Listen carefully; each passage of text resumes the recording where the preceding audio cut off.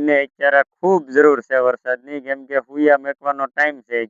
એટલું બધું પાણી કાંઈ સડેલું નથી ગવામાં, એટલે એ ખાલી ઘણા છે. તો આપણે ભાઈ આપણી જમીનમાં અત્યારે જય દ્વારકાધીશ મિત્રો. તો હવે અમારા વિસ્તારમાં આમ તો ઘણી જગ્યાએ તો વરસાદ છે જ નહીં, થતો જ નથી. સિસ્ટમે કોઈ અત્યારે તો હાલ આપણે તો વિડીયોના માધ્યમથી જોઈ પરેશભાઈની આગાહી, એટલે અત્યારે કોઈ સિસ્ટમ બતાવતા નથી વરસાદ થાય એવું. પણ અમારા વિસ્તારમાં તો આમ ધીમે ઝાપટે ધીમે ઓલે વરસાદ ઘણી વાર આવી જાય છે. તો આજે તે આપણે જે પીપળવાળ ને કોરીપલાવ કહેવાય એમ ધૂળ પલ્લી જાય ઉપરની, એવી રીતના એક બે ઝાપટા આવી ગયેલા છે. છતાં માંડવીને અત્યારે ખૂબ જરૂર છે વરસાદની, કેમ કે ફૂયા મેકવાનો ટાઈમ છે. અત્યારે ફૂયા મૂકે છે સિંગ. તો અત્યારે આપણા વિસ્તારમાં વરસાદ ખૂબ સારો થઈ જાય તો આપણા જે ફુવારા મૂકવા પડે, ફુવારા એ ફુવારા અત્યારે ન મૂકવા પડે અને વરસાદનું સારું રહે તો. જો બાકી અત્યારે જો છૂટી મેળવી પાઈ હોય તો પછી ટૂંક સમયમાં વરસાદ થયો હોય તો આપણે સિંગ પીળી પડવા કરે. એટલે ફુવારા મેચી તો જ આમ તો ફાયદો થાય અને જમીને પોચી રહે અને સિંગમાં સારું રહે, ઉતારો આપણે સારો રહે.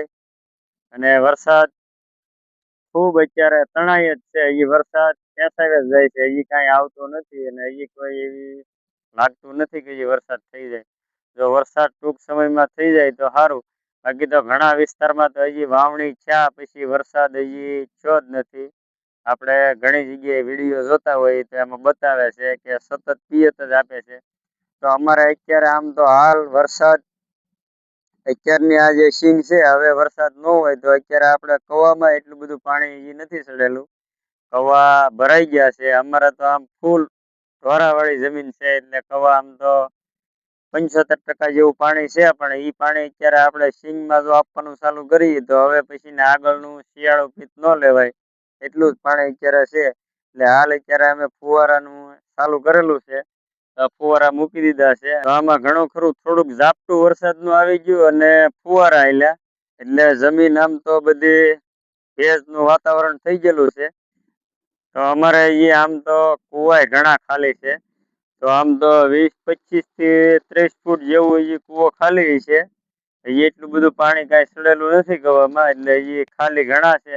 એટલે ટૂંકમાં આપણે જે શાળું પિત્ત લેવાનું હોય એ પિત્ત ન લઈ શકાય એટલો હજી વરસાદ છેલ્લો છે. એ વરસાદ ઘણો હજી આગળ વરસાદ આવે તો જ ખેડૂત સુખી થાય અને તો જ આપણે ભાવમાં અને બધે સારું રહે.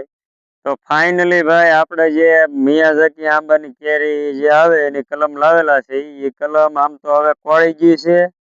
કોળીને આ નવો નવો કોળ બધો આવી ગયેલો છે. એટલે આપણે આ 3500 રૂપિયા વાળી કલમ લાવેલા છે. મિયાઝકી કલમ ની અત્યારે 3500 રૂપિયા ભાવ છે માર્કેટમાં ખાલી કલમનો. તો હવે આમાં વરસાદની અત્યારે ઘટ છે, એટલે આપણે હવે આને ખામણું કરીને પાઈ દેવાની છે. તો આપણે જેટલા કલમના પૈસા દીધા એ રીતે આને હાંસવવી તો પડશે જ, તો જ આમાં આપણે મિયાઝકી કેરી છે એ ભાળશું.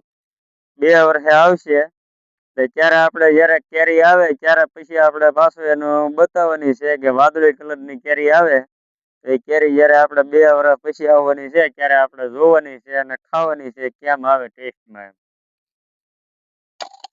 તો આપણે અત્યારે આનું ખામણું કરી નાખીએ અને પાણી હવે આપવું પડશે કે ઘટ ન આવે પાણીની.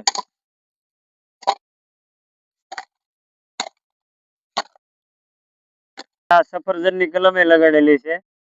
તો આપણે આ જે થાઈલેન્ડની વેરાયટી આવે, વેરાયટી થાઈલેન્ડની કે આ 12 માસ કેરી આવે, 12 માસ ઈ કેરીની મેંગો કેરી જે આવે એની કલમે આપણે લગાડેલી છે. પણ આ કલમ બહુ નાની આવેલી છે, એટલે આને વધતા વાર લાગશે. એટલે આને લગભગ 2 થી 3 વર્ષે કેરી આવશે એવું લાગે છે. અને કલમ જે નર્સરીમાં લીધી એ સાહેબે તો એવું કીધેલું છે કે 2 વર્ષમાં કેરી એમાં ચોક્કસ આવી જ જાય. પણ બહુ છોડ નાનો છે એટલે એકાદ વર્ષ લગભગ હજી લેટ વાર લાગશે. હજી તો આ કલમ આપણે લગાડી જ છે અને અંદાજિત 2 મહિના જ છેલ્લા છે. હવે સફરજનની કલમ આપણે થઈ તો ગઈ છે, કોળી ગઈ છે, એ આપણે બધી કલમને હારે જ લગાડેલી છે.